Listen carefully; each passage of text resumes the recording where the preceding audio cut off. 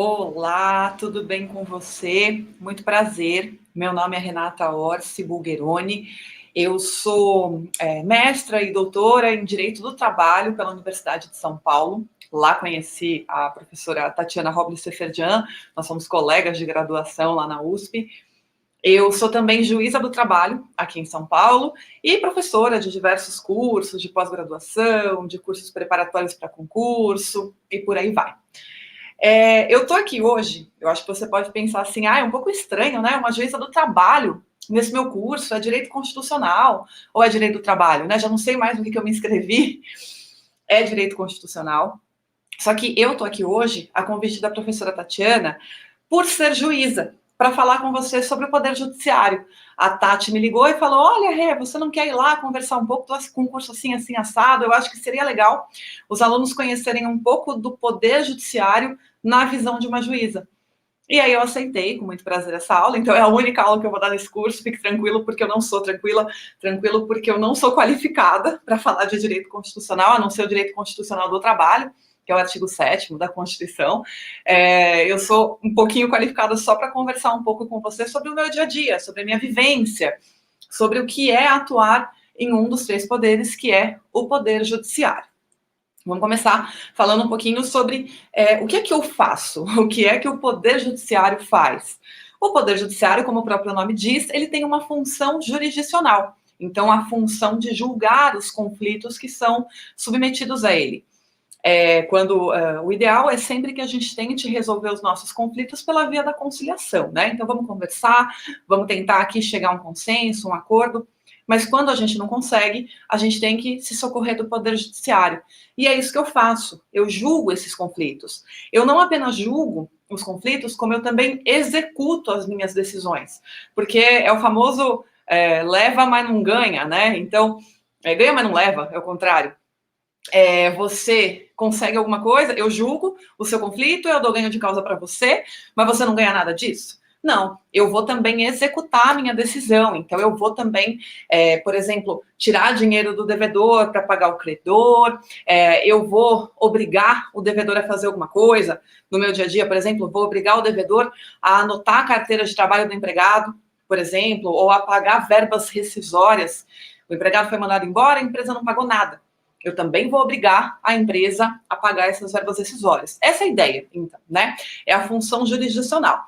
É lógico que se a gente pensar num sentido mais amplo, o Poder Judiciário, ele também tem outras funções. Por exemplo, ele também tem uma função, por incrível que pareça, legislativa. Eu sei que você vai estudar o Poder Legislativo.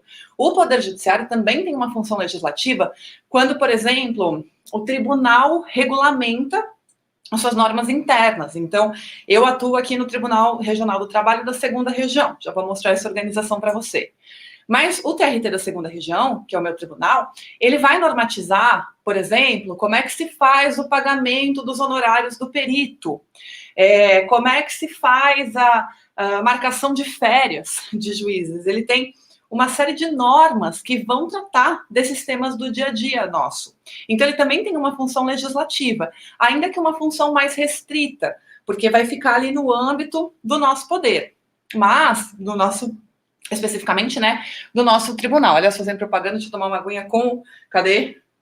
O squeeze do TRT, responsabilidade socioambiental, todos nós temos esse squeeze e uma canequinha. A minha canequinha agora canequinha para tomar café, né? Com a pandemia ficou no fórum e tá lá, porque a gente já tá trabalhando bastante tempo, eu pelo menos não voltei mais pro presencial, depois eu falo sobre isso, porque a nossa justiça é toda eletrônica, né? Então minha canequinha tá lá, mas o squeeze eu trouxe para casa. Mas voltando, então, também tem essa função legislativa, ainda que num âmbito menor, mas existe essa função legislativa. E o Poder Judiciário também tem uma função executiva, a administrativa. Por quê? Porque ele organiza todo o seu pessoal. Então, quando o Poder Judiciário, por exemplo, defere as minhas férias, inclusive neste momento eu estou de férias porque me foi deferido, ele também está atuando de forma executiva, percebe? Ele também lida com o seu orçamento. É ele que vai determinar se a gente vai ter aumento, se não vai ter aumento. Então, quer dizer, tem todo um procedimento, né, que você vai estudar, tem lei, etc., mas ele também lida com o seu orçamento. Então, é uma mistura, né? Você já deve ter estudado a ideia de sistema de freios e contrapesos, a ideia de que todos os poderes, na verdade, têm todas as funções, mas todo poder tem uma função predominante. E no nosso caso, do Poder Judiciário, essa função é a função de julgar, tá bom? Na Constituição, você deve estar com uma Constituição na mão, né? Não precisa comprar a Constituição, eu sempre falo, pega no site do Planalto. Nossa, é tão bom ter uma Constituição lá, tá no site do Planalto, bonitinha, atualizada. E aí, se você olhar nos artigos 92 e seguintes, nós temos a organização do Poder Judiciário. Eu quis trazer para você um organograma do Poder Judiciário, para você entender quais são os órgãos que compõem o Poder Judiciário, aí você vai ver onde é que eu tô. Então, eu vou compartilhar aqui a minha tela. Deixa eu só... Vamos ver se vai dar certo. Tá aí, ó. Então, você está vendo um organograma do Poder Judiciário brasileiro. O Poder Judiciário brasileiro é composto por tudo isso daí.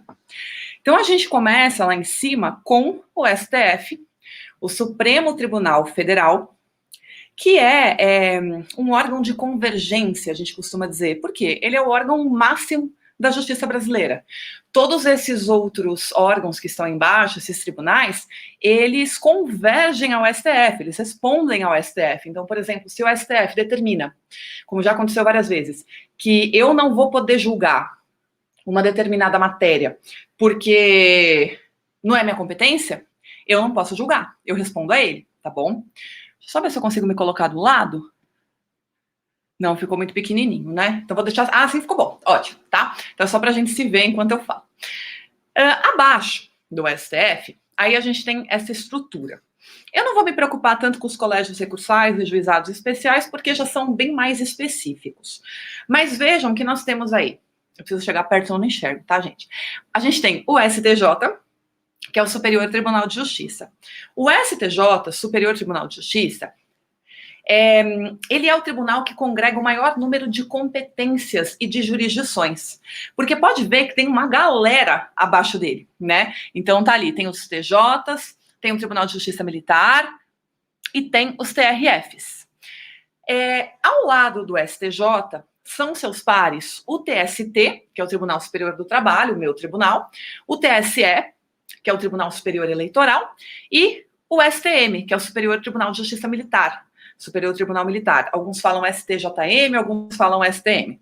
Esses são todos tribunais superiores, mas veja que o espectro de atuação deles é menor. Então, o STJ acaba sendo o maior tribunal superior que a gente tem, tanto em número de processos como em número de competências. Daqui nesse esqueminha, eu também preciso falar para você que a gente tem uma divisão entre justiça comum e justiças especiais. A justiça comum é formada por esse lado que, para mim, aqui está parecendo o lado esquerdo, né, olhando para você, onde está o STJ, tá? A justiça comum, ela é formada pelos TRFs, que são TRFs? Tribunais Regionais Federais, pelos TJs, que são Tribunais de Justiça, e pela Justiça do Distrito Federal e dos Territórios. Tá? Então, justiça comum, vou repetir, tem TRF, Tribunais Regionais Federais, tem TJ, Tribunais de Justiça, que são os tribunais estaduais, e pelos tribunais, pela Justiça do Distrito Federal e Territórios. Agora, a Justiça do Trabalho, a Justiça Eleitoral, a Justiça Militar são justiças especiais, chamadas especiais. Por que são especiais? Porque existe uma divisão de matéria. Então, quando eu penso na Justiça do Trabalho, por exemplo, eu sei que ela só julga causas trabalhistas. A matéria dela é exclusivamente trabalhista. Eu não vou julgar um divórcio, eu não vou julgar um crime, não. Mas nem crimes decorrentes da relação de trabalho, não, eu não tenho essa competência, porque eu sou uma justiça especial, então eu só cuido de disciplina trabalhista. Eu tenho também a Justiça Eleitoral, que só cuida de questões eleitorais, e eu tenho a Justiça Militar, que só cuida de questões militares. Percebe? Então existe uma divisão de matérias. Agora, quando você pensa, por exemplo, numa justiça comum, e aí eu já vou falar um pouquinho mais de carreiras e tal, quando você pensa numa justiça comum, um juiz estadual, por exemplo, ele vai julgar crime, família, previdenciário não, mentira, crime. Então tem um pouquinho de previdenciário, tem uma competência ali de acidente do trabalho que é deles, previdenciário. Ele vai julgar tributário. É a mesma coisa o federal. O federal vai julgar crime, vai julgar tributário, vai julgar ambiental, vai julgar previdenciário, percebe? Então não é tão especializado assim. Só vai para a Justiça do Trabalho, por exemplo, quem ama muito o direito do trabalho. Porque é um cara que nunca vai atuar. Se ele ama direito criminal, vai para o lugar errado, porque ele nunca vai atuar com direito criminal. Entendeu a ideia? É isso. Eu sei que isso aqui é muito técnico. Depois eu posso disponibilizar essa tabelinha, se bem que ela tá, dá até para você copiar, né? Se você quiser. Eu sei que é muito técnico, entra em alguns detalhes aqui que não são relevantes para você nesse momento, mas eu queria te mostrar para você entender um pouco melhor. Tem muita gente que confunde, por exemplo, o STJ com o TST. Não, pensa assim: tem o STF, que é o bambambam, é quem manda na brincadeira toda.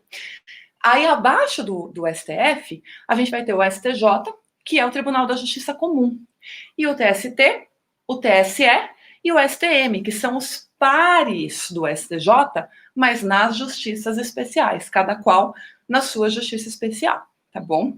Quer ver? Eu vou te mostrar um erro muito comum. Tem muito cliente, eu já fui advogada há muitos anos depois que eu virei juíza. Tem muito cliente que chega no escritório e fala assim: Renato, olha, eu quero entrar com uma ação trabalhista, mas eu quero ir até o fim. Eu quero ir até o STJ. Amigo, você não consegue chegar no STJ, você percebe? Porque a ação trabalhista ela vai começar na Justiça do Trabalho. Então vai ter juiz do trabalho, de mim, juiz, depois vai ter o TRT, depois vai ter o TST e no máximo o STF, mas você não consegue ir pro lado, né? Porque a justiça é diferente, a árvore é diferente. Entendeu a brincadeira? Tá bom, deixa eu falar um pouquinho agora sobre essa estrutura. Aqui na sua lousa, nesse compartilhamento, você tem as instâncias, não entrâncias, tá? Você já deve ter ouvido, especialmente se você é de São Paulo, você já ouviu a palavra entrância. Entrância é uma divisão interna do Tribunal de Justiça de São Paulo.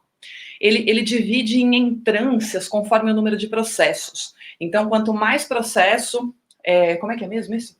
É menor a entrância. Irrelevante, é uma organização do TJ. O que nos interessa é a palavra instância. Instância é sinônimo de grau. Então, perceba que nós temos, vamos colocar 3 graus. Eu não gosto muito de falar 3 graus, eu prefiro falar em 2, mas para você entender. O primeiro grau é essa turminha que está embaixo, ó. Então, juizados especiais, juízes estaduais do DF de territórios, TJs não, desculpa, juízes estaduais, tá, os juízes federais, juízes do trabalho. Tá vendo essa turminha aqui? Essa é a primeira instância. Quando você propõe, por exemplo, uma ação trabalhista, ou uma reclamação trabalhista, como a gente gosta de chamar, vem para mim, juíza do trabalho. Eu sou a primeira instância. Eu vou ser a pessoa que vai dar a primeira decisão na sua causa, no seu processo. Toda essa turminha que está embaixo, tá? Nesse último grau aí, é a primeira instância. No Brasil, vige o princípio, ou garantia, ou regra, tem muita divergência em doutrina, enfim, do duplo grau de jurisdição. O que é o duplo grau de jurisdição? Quando você não concorda com a minha decisão, você pode recorrer. E você recorre para quem? Para a segunda instância, que é, no meu caso, o TRT, Tribunal Regional do Trabalho.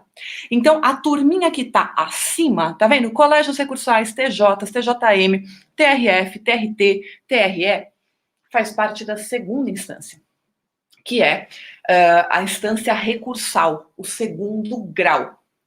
Então, tem uma primeira decisão minha, não concorda com a minha decisão? Não tem problema, recorra para o TRT. Renata, mesmo assim eu não concordei. Ok, então você pode ir para o que seria uma terceira instância, que são os tribunais superiores, STJ, TST, TSE ou STM. Muitos autores falam em terceira instância. Eu prefiro falar em instância especial ou extraordinária. Por quê? Porque não é tão simples assim chegar nesses tribunais. Você tem que preencher uma série de requisitos no seu recurso. Chegar no TRT é fácil. Qualquer recurso vai. Mas para chegar no TST, meu filho, são pouquíssimos. Por exemplo, só para te dar um exemplo, tá? Para chegar no TST, tem que ter um negócio chamado repercussão geral. A gente chama de uma outra forma, a gente chama de transcendência. Mas você deve conhecer pelo nome de repercussão geral. aquele seu processo não pode interessar só a você, ele tem que ter uma repercussão na sociedade, senão o TST não vai julgar. O TST não vai perder tempo analisando seu processo de hora extra. Eu acho um absurdo, porque eu acho que ele deveria. Mas, de qualquer forma, ele não vai perder. Ele vai falar, não, eu só vou analisar processos que tenham uma repercussão para a sociedade. Então, você percebe como é difícil chegar? Então, muitos autores se referem a uma terceira instância. Eu prefiro falar em instância especial ou instância extraordinária, porque é difícil chegar. Mas tudo bem, independentemente de como você vai chamar, você percebe que é o terceiro grau, né? Renato, e o STF? Bom, aí o STF você reza, faz sua reza na sua crença aí, porque para chegar lá, meu bem, aí é mais difícil ainda. Ele funcionaria assim como uma quarta instância, porque depois do TST, pensando na minha estrutura, né? E vale para todas, tá? Tô falando da minha, mas vale para todas. Depois do TST, você pode ir para o STF, só que ela é mais extraordinária ainda, né? Para um processo chegar no STF, tem uma série de requisitos que devem ser cumpridos, que não vem ao caso, que é coisa de advogado, um advogado que vai saber, mas é mais difícil ainda. Se chegar na terceira já é dificílimo, na quarta, então, é praticamente impossível. Mas dá, né? Senão o STF não estaria aí, tá bom? É o STF que vem sendo agora atacado de todos os lados, injustamente, porque é um tribunal muito sério, com pessoas extremamente competentes, tanto é que são só 11, né, e todo mundo fala, são 11 ministros, tá, no STF, todo mundo fala, é muito política essa escolha, não é, ela é política, mas você tem que demonstrar um nível de conhecimento extremamente alto para chegar no STF, tanto é que nem todos são juízes de carreira, acho que você sabe disso, não precisa ser juiz de carreira para fazer parte do STF, mas assim, você tem que ter um notório saber jurídico, você tem que ser famoso na comunidade jurídica pela sua produção acadêmica, pelo que você faz, pelo que você conhece, pelas suas aulas, então é por isso que é 1 em 1 milhão, né, na verdade são 11, agora o Marco Aurélio, que era trabalhista, o Marco Aurélio é de carreira trabalhista, se aposentou, né, e vai se aposentar nos próximos dias, enfim, e aí tem uma vaga, vamos ver quem vai, mas tem que ser essas pessoas, assim, que são diferenciadas, né, não é qualquer um que vai para o STF, tá? Deu para entender essa coisa de instâncias? Beleza, eu vou parar de compartilhar, porque me irrita um pouco esse negócio, pronto, voltei. Agora a gente não precisa mais da tabelinha. Para conversar com você sobre uma coisa muito interessante, que garante a... Como é que eu posso dizer para você? Garante a representação de toda a sociedade nos tribunais. Como regra geral, para você entrar no Poder Judiciário, você tem que prestar um concurso. Né? Para você virar juiz, você tem que prestar um concurso. Esse concurso, eu passei por ele, então eu posso dizer, é um concurso dificílimo.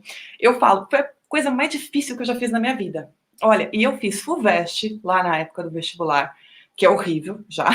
Depois eu fiz processo seletivo de mestrado e doutorado na USP, que é horrível também. Aí eu falei, vou fazer concurso público, gente. Foi a melhor coisa que eu fiz pra minha vida, mas é um negócio assim dificílimo, dificílimo. É um concurso, só por curiosidade, para você conhecer, já que a gente está falando um pouquinho de Poder Judiciário, é um concurso de provas e títulos. Então é um concurso que tem, talvez eu esteja errada, mas eu acho que ele tem 5 fases. Quais são as fases do concurso de juiz? Primeira fase, prova de xizinho, prova objetiva. E quando você faz prova para magistratura do trabalho, não cai só direito do trabalho, tá? Só para você saber, não cai. Deixa eu só parar de compartilhar, que ele tá falando, eu quero compartilhar, você não quer compartilhar nada, fica aqui comigo. Então, cai um monte de coisa. Nossa, que eu estudei para aquela prova, horrível, tudo bem. Passou? Passei. Então, agora você vai para uma prova de questões escritas, que a gente chama de prova objetiva. Não, prova objetiva não, prova discursiva, perdão. Então, questões escritas. Tá. Passou? Passei. Aí você vai para uma prova de sentença. No meu caso, né, sentença. Quem vai fazer Ministério Público, que vai ser, eu acho que uma outra aula sua, aí é prova de peças do Ministério Público. Mas para mim é uma prova de sentença. Eu preciso saber fazer uma sentença. Que é sempre, assim, nunca é uma sentença que você vai pegar depois na vida real. Uma sentença dificílima, né? Mas você tem que fazer a prova de sentença. E aí, passou na prova de sentença? Passei. Ufa, oral. Prova oral. Então, você vai ter uma prova oral. No meu caso, foi uma prova super temida, porque era uma banca formada por 4 ministros do TST e um advogado, bambambam, sabe? Foi super temida, enfim. Passou no oral? Tá aprovado. Virou juiz, tá? Qual é a quinta fase? A quinta fase é a fase de títulos. que é uma fase só classificatória. Então, passei na quarta fase? Passei. Sou juíza. Agora, eu vou juntar todos os títulos que eu tenho. Que títulos? Ah, por exemplo, artigos escritos, livros escritos, anos de docência, eu usei meus anos de docência, anos de advocacia, aprovação em outros concursos anteriormente, e aí você é classificado, e aí você entra na carreira. Só que tem mais um detalhe. Hoje, não sei se você sabe, mas em 2004, nós tivemos uma grande reforma do Poder Judiciário, com o objetivo de moralizar o Poder Judiciário. E nessa reforma foi inserido mais um requisito para você ser juiz. Você tem que ter pelo menos 3 anos de atividade jurídica. Você tem que ter pelo menos trabalhado por 3 anos como advogado, como servidor público, mas com experiência jurídica. Isso é para evitar algo que acontecia muito antes, que era o molequinho gêniozinho, se formava com 22 anos e virava juiz. Me desculpa, mas uma pessoa com 22 anos, por mais madura que ela seja, ela não tem condições de decidir a vida de uma outra pessoa. Porque é isso que eu faço no meu dia a dia, eu decido a vida de pessoas. Então, por isso, a reforma veio bem, acertou e estipulou, olha, você tem que ter pelo menos 3 anos de atividade jurídica. Tem que ter pelo menos 3 anos de conhecimento prático, não é só teórico, conhecimento prático do que é estar num tribunal, estar sei lá, num cartório da justiça, para você conhecer, tá bom? Isso, deixa eu ver se ela tá ali. Olha, se você olhar aqui atrás, aqui atrás, ó, essa aqui é minha Barbie juíza. Sim, eu tenho uma Barbie juíza, me deixe. Logo que eu passei, minha mãe me deu a minha Barbie juíza, olha que bonitinha. Eu tô vendo uma bonequinha ali, a minha Barbie juíza. Bom, veja que eu sou levemente infantil, né? Tem Mônica ali, enfim. Bom, mesmo com 36 anos, né, a pessoa pode julgar a vida de uma pessoa? Acho que pode, né? Já tem maturidade. Bom, tá. Aí, esse é o concurso, né? Só que o que acontece? Não é só de pessoas que passaram no concurso que os tribunais são compostos. Porque nos tribunais, especificamente, tá? Nos tribunais, nós temos também, e aí eu vou colocar para você, nos tribunais, os do segundo grau, não nos superiores, tá? Os do segundo grau, nós temos também o chamado quinto constitucional. O que é o quinto constitucional? 1/5 das vagas dos tribunais deve ser ocupado por membros da OAB e do Ministério Público. É uma forma de democratizar. Eu não deixo só quem é de carreira ascender, subir para o tribunal. Não. 1/5 vai ser de membros do Ministério Público, aí membros de carreira do Ministério Público, 1/5 total, desculpa. 1/5 vai ser de membros do MP e da OAB. Não é 1/5 para um, 1/5 para outro, tá? É 1/5 para membros do MP e membros da OAB. Os membros da OAB têm que ter mínimo de, acho que são 10 anos de efetiva advocacia, tem que ter reputação ilibada, notório saber jurídico, etc. Mas você percebe que assim, você traz uma maior democratização nos tribunais? Não é só juiz de carreira que tem lá. Nós temos também membros do MP e membros da OAB, que vão virar juízes. Eles passam a ser chamados juízes, mas eles não vêm da carreira. Isso é muito interessante. Eu disse para você que são os tribunais do segundo grau, tá? Mas uma curiosidade, o TST também tem quinto. O TST é o único tribunal superior que tem quinto. O STJ, se não me engano, tem terço. É isso mesmo, o STJ tem terço. Mas o TST ele tem quinto, olha que interessante. Então ele também são 27 ministros e 1/5, desses ministros são oriundos da advocacia e do MP. Inclusive, para mim, o melhor ministro que existe no TST é oriundo do MP, é o Lélio, ministro Lélio. Tudo bem? Beleza. CNJ. Você viu que eu não coloquei o CNJ lá naquela bagunça toda. Por que não? Porque o CNJ, na verdade, ele é um órgão de controle. O CNJ, Conselho Nacional da Justiça.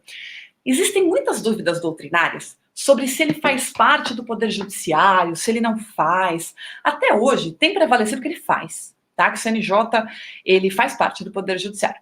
Mas o que eu quero que você saia da aula aqui entendendo o CNJ, ele é um órgão de controle. É quem nos fiscaliza. Aliás, a gente tem muito chefe. Muita gente fala, juiz pode tudo. Pode nada, amigo, porque a gente tem muito chefe. Cada tribunal tem a sua corregedoria, que controla o que a gente faz. E controla mesmo, tá? Acima da corregedoria de cada tribunal, tem a corregedoria dos tribunais superiores, que controla o que a gente faz também. E tem também o CNJ. O CNJ, ele não exerce atividade jurisdicional. Embora hoje prevaleça que ele faz parte do Poder Judiciário, ele não julga, mas ele controla. Ele faz toda a fiscalização do Poder Judiciário, toda a fiscalização administrativa do Poder Judiciário. Então, por isso que você vê, às vezes, na imprensa, tal juiz foi punido pelo CNJ, tal juiz recebeu tal sanção do CNJ. Então, é porque ele faz esse controle também de toda a carreira. O CNJ está junto com o STF, lá ele funciona pare a pare com o STF. E ele faz todo o nosso controle, ok? Temos 4 minutos, dá para eu comentar com você coisas que o juiz pode e o juiz não pode fazer, tá? Para começar, a gente tem algumas garantias constitucionais. A primeira delas é a vitaliciedade. Depois de 2 anos de carreira, 2 anos de efetivo exercício, né, de carreira com efetivo exercício, eu não posso mais perder o cargo. É a vitaliciedade. Lógico que há exceções, né, cometer um crime e tal, existem algumas exceções em que eu posso perder o cargo. Mas, como regra geral, depois de 2 anos eu me vitalicio. Não é uma estabilidade, porque estabilidade são 3 anos, é do servidor. Para mim é diferente. É uma vitaliciedade. Então é muito mais difícil um juiz perder o cargo, porque nesses 2 anos, eu acabei de passar por eles, a gente é constantemente avaliado, assim, sabe? Atrasou um dia na sentença, não vai vitaliciar, sabe, essas coisas. Então é bem séria a vitaliciedade. Então eu tenho vitaliciedade, eu tenho irredutibilidade de subsídios, o meu subsídio, que é o quanto eu ganho, não pode ser reduzido. É uma regra constitucional que vale para salário também, embora muitas empresas não respeitem, não é mesmo? Mas vale para salário, então irredutibilidade de subsídios e inamovibilidade. Inamovibilidade significa que eu não podem ficar me jogando de um lado para o outro, sabe? Assim, vai para lá, vai pra... Não posso. Eu assumi aqui em São Paulo, por exemplo, eu fico em São Paulo. A não ser a bem do serviço público. Aí é possível que eu vá para um outro lugar. Tá precisando de juiz, sei lá, em Porto Alegre. Me mandem para lá. Tudo bem. Essas são as minhas garantias. Coisas que eu não posso fazer. Várias. Por exemplo, dar aula. Dar aula? Não, brincadeira. Na verdade, é assim. Regra geral, o juiz, ele não pode exercer mais de um cargo. Vamos colocar assim. Até eu acho que você já deve ter estudado alguma coisa nesse sentido, né? Estou até pegando o artigo da Constituição. Ele fala assim, que é vedado ao juiz exercer outro cargo ou função, salvo uma de magistério. Então, o juiz, ele não pode ter outro cargo, não pode ter outra função. A única que tudo isso está no artigo 95, tá? A Renata falou que está pegando o artigo é 95. A única que eu posso exercer é de magistério. Por isso que é muito comum o juiz ser professor também, tá? Tem muita gente que fala, juiz não pode ser professor. Pode, porque a própria Constituição autoriza. Esse artigo 95, ele coloca também que eu não posso receber propina, que eu não posso... isso é importante, que eu não posso me dedicar à atividade político-partidária. Então, por isso tem bastante controle, que o juiz não pode, em redes sociais, se manifestar a favor de um candidato, a favor de outro. A gente não pode fazer isso. Eu não posso exercer atividade político-partidária. A partir do momento que eu apoio um candidato, eu estou exercendo uma atividade, né? Estou demonstrando, pelo menos, qual que é a minha opinião política. Não sei se é opinião política que chama, enfim. Eu não posso também advogar. E, inclusive, existe um período de quarentena. Depois que eu saio do tribunal, eu não posso advogar durante 3 anos naquele mesmo tribunal. Então, é um período de quarentena, que a gente chama, por exemplo, o juiz que se aposenta. O juiz que se aposenta é super comum ele querer advogar. Ele pode advogar, mas não no tribunal onde ele se aposentou durante 3 anos. É uma quarentena. E por aí vai. Tá? Eu não posso ser administradora de empresa. Tanto é que eu tenho uma empresa para dar aula tal, mas eu não posso ser administradora dessa empresa. Eu era, antes de ser juiz, eu tive que passar a administração para uma pessoa mágica chamada meu pai. Porque pai também serve para essas coisas, não é mesmo, coitado? Então, a gente tem várias vedações. Vedações que não estão na Constituição, mas que a gente sabe que existem também. Juiz não pode prestar consultoria. Então, por exemplo, você vai me mandar uma mensagem, Renata, tô com um caso assim, assim, assim, assado, queria saber o que eu faço. Eu vou te falar, procure um advogado. Eu não posso prestar consultoria. Esse é um problema que eu tenho com o aluno, porque o aluno que, Renata, eu tô com um caso assim, eu não sei o que fazer. Eu falo, amigo, eu não posso te responder. Juiz não pode prestar consultoria. Juiz não pode julgar casos de parentes, de amigos, mesmo quando o advogado é amigo. Já aconteceu várias vezes, de eu estar numa audiência trabalhista e um advogado aparecer que é meu amigão, sabe? Que a gente vai pro bar, beber, enfim.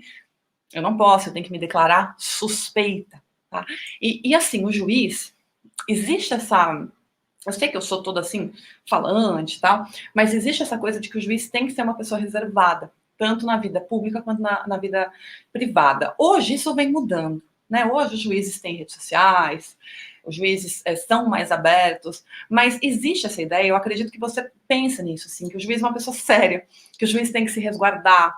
Então, assim, a gente procura realmente, né, evitar. Eu me lembro logo que eu passei no concurso, eu fui no Lollapalooza, eu adoro Lollapalooza, né? Para mim, o período do Lollapalooza é maravilhoso. Eu passei no concurso, no dia seguinte eu no Lollapalooza.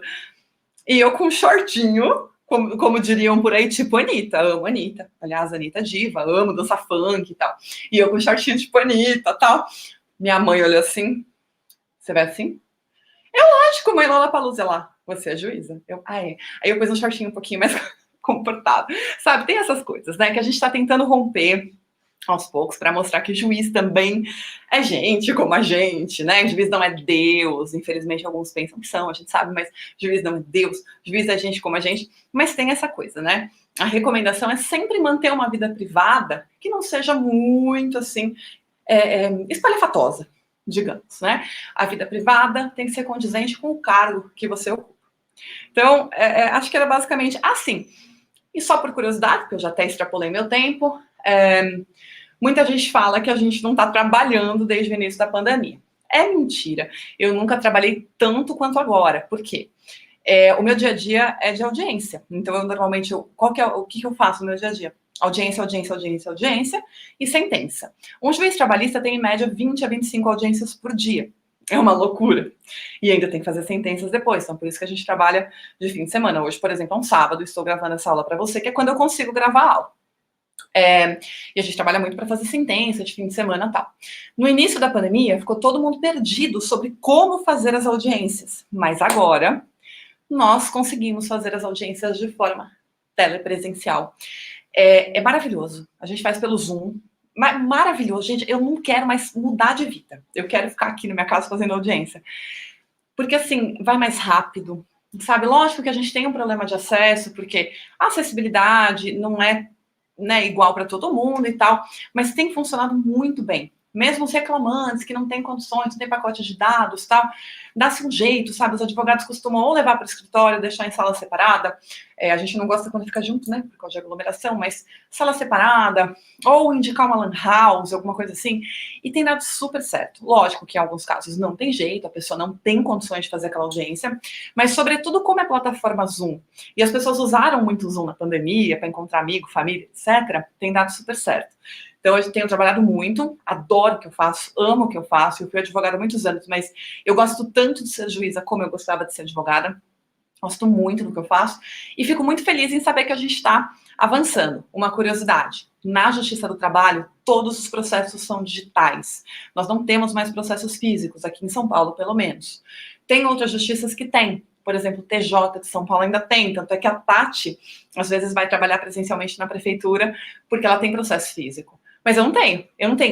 A minha vida está num sistema que se chama processo judicial eletrônico. Tá tudo lá. Então, dá pra gente fazer tudo de casa. Os advogados têm gostado muito disso também, porque faz de casa, né? Põe uma roupa bonitinha por cima, um pijama por baixo e fica todo mundo feliz. Certo? Falei demais. É isso. Espero que tenha dado para você ter uma visão da vida de um juiz, é basicamente isso. Agradeço muito o convite mais uma vez e espero que você tenha um excelente curso. Olha, direito constitucional é básico para todo mundo. Então a gente tem que conhecer, até para entender o que está acontecendo nesse país maluco, né? A gente tem que conhecer aí, pelo menos um pouquinho da nossa Constituição. Beleza? Obrigada, gente, foi um prazer. Até a próxima.